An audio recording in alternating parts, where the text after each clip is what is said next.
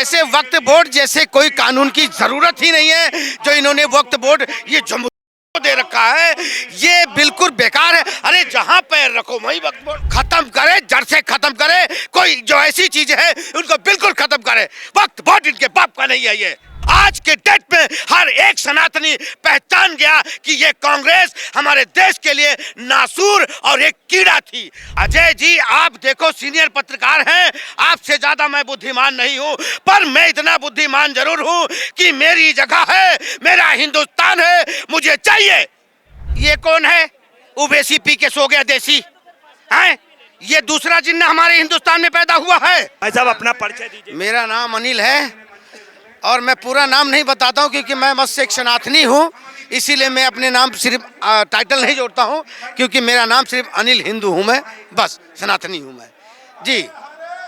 आपका इसमें वक्फ में क्या कहना है? देखो, पहली बात, हमारे देश में ऐसे वक्फ बोर्ड जैसे कोई कानून की जरूरत ही नहीं है जो इन्होंने वक्फ बोर्ड ये मुस्लिमों को दे रखा है। ये बिल्कुल बेकार है। अरे जहां पैर रखो वहीं वक्फ बोर्ड, जहां पैर रखो वहीं वक्फ बोर्ड है। अरे इनकी बाप की जगह है। बताइए, ये जो बिल पास होने वाला है और होके रहेगा, और ये वक्फ बोर्ड जब इनको बनाया गया था, इनको कहा गया था गरीब तबके के जिस मुस्लिम है, जो बहन बेटियां हैं, जिनकी शादी ब्याह होती है, उनको एक जगह दी जाए, और ये उस चीज का गलत इस्तेमाल कर रहे हैं। तो मेरा कहने का मतलब है इस वक्फ बोर्ड को खत्म करना ही जरूरी है। क्योंकि जरूरी इसलिए है, आज वो हमारे प्रयागराज पे कह दिए, चारों कोना प्रयागराज का हमारा। अरे तुम्हारे बाप का है? कहां से आ गया है बताओ? खत्म करे, जड़ से खत्म करे। कोई जो ऐसी चीज है उनको बिल्कुल खत्म करे। वक्फ बोर्ड इनके बाप का नहीं है। ये अभी भी कह रहे हैं खत्म करना जरूरी है। ये पुरानी सरकारों ने पूरा देश को बेच के खाया, देश बेच डाला इन्होंने। इस तरह का लोगों को छूट दे दिया।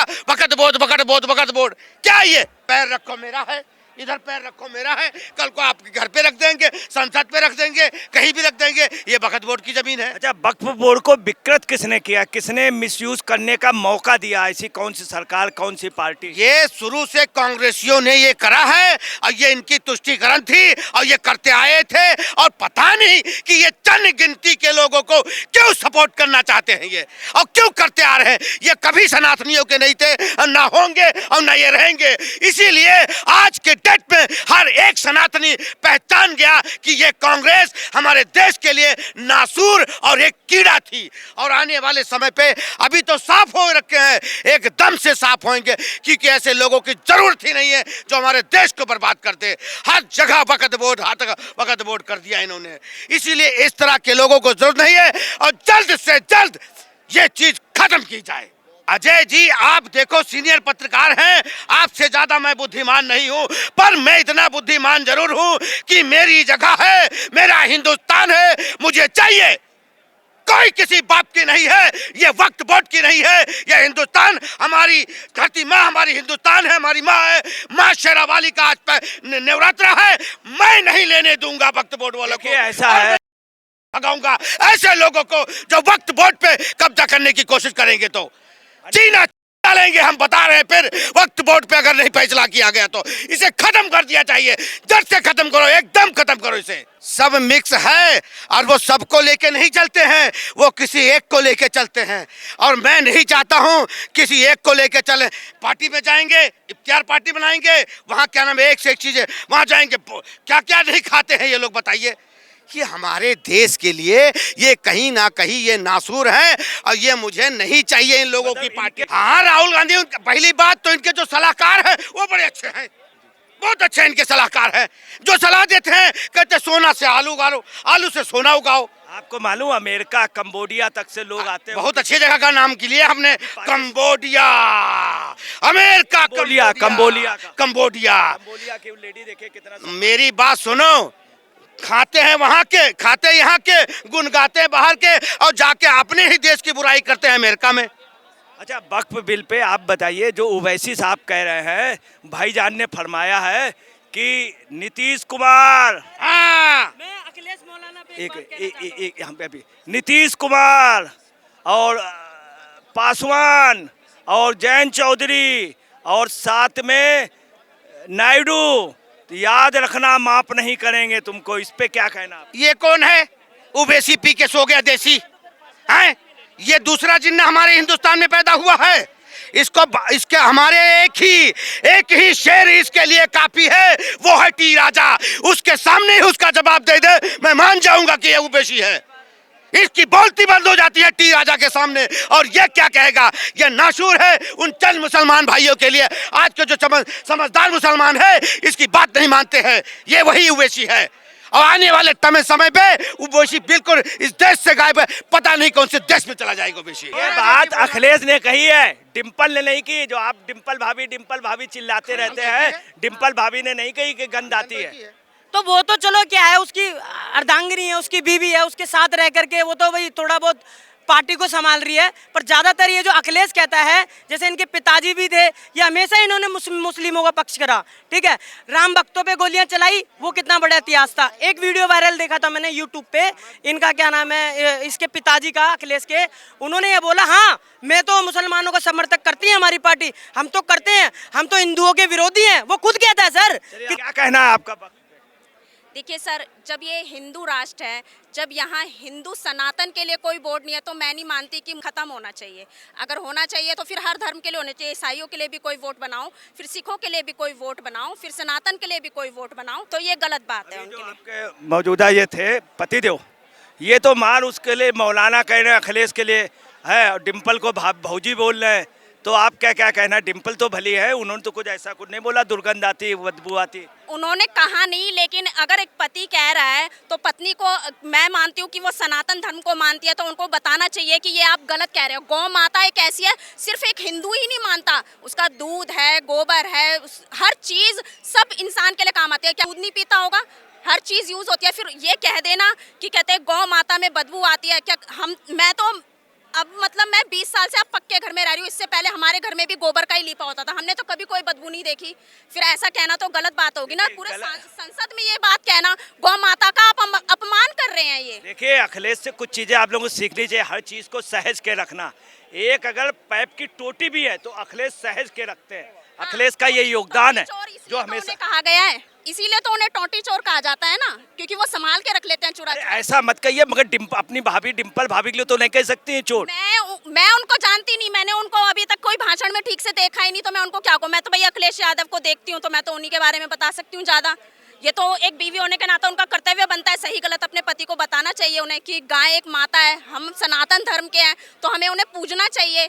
उसके लिए आप गलत सलत कह रहे हो, बताओ पूरे संसद में, तो ये तो गलत बात कही ना उन्होंने। टोटी वाला क्या है अखिलेश का? टोटी भाई हम तो देखते हैं ना यूट्यूब। टोटी वाले लोटे की बात हो रही कि यार जो पैप में टोटी लगी रही थी। टूटी चोर पता नहीं क्यों कहते हैं, लेकिन उनको कहते हैं टूटी चोर। ये तो अभी तक मुझे पता नहीं है, लेकिन बहुत वायरल होते हैं टूटी चोर के नाम से वो। वैसे मैडम याद रखिएगा, जहाँ सपा का गांव हो वहाँ ज्यादा टोटी चोर ना कहिएगा।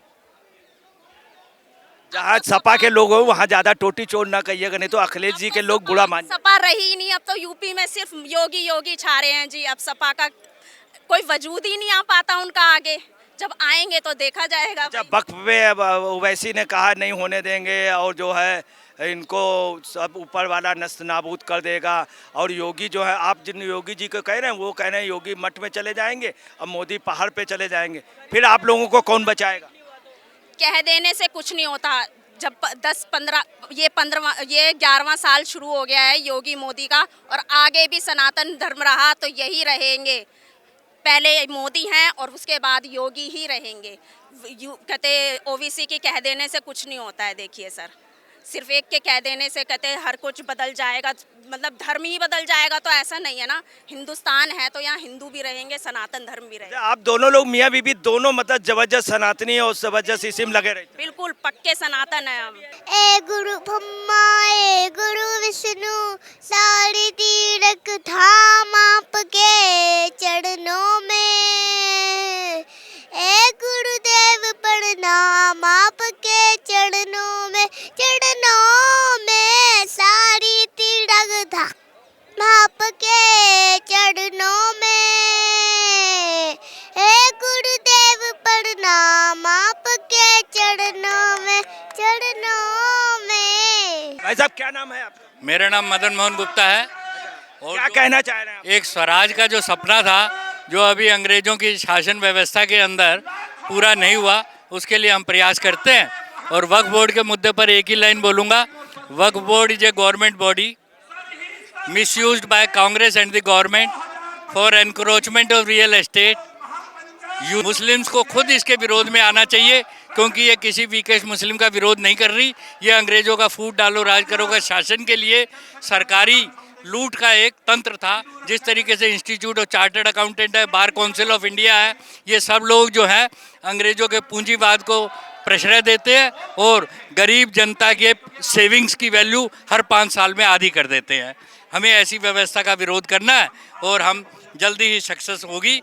आपका ये मानना है, मोदी जी का मानना है या बीजेपी फॉलो करती है कि नो डिवाइड एंड रूल? मेरा ये मानना है कि मोदी जी अकेले क्यों, हमको रीलोकलाइजेशन ऑफ डिसीजन टेकिंग अथॉरिटी के माध्यम से भारतवर्ष के 786 जिले की अलग अलग UPI 101 से UPI 886 इंडिविजुअल करेंसी देकर हमको स्वावलंबी बनाने का प्रयास करें, ताकि हम अपना शासन अपने हाथ में ले सकें। संदीप भाई, अपना परिचय दीजिएगा और बताइएगा वक्फ बोर्ड पे क्या कहना। मेरा नाम संदीप डेढ़ा है। क्योंकि अब हमारा देश भारत देश है और मुझे लगता नहीं कि हमारे देश में वक्फ बोर्ड की कोई ज़रूरत है। और जिस तरीके से गवर्नमेंट काम कर रही है और अटल होके बहुत अच्छे अच्छे निर्णय ले रही है और देश हित में जो भी निर्णय लिए जा रहे हैं हम उसका सर्व सम्मान करते हैं। और वक्फ बोर्ड हमारे देश में ज़रूरत नहीं है। तो हमारी गवर्नमेंट ने, मोदी जी ने, गृह मंत्री जी ने सही कदम उठाया वक्फ बोर्ड को।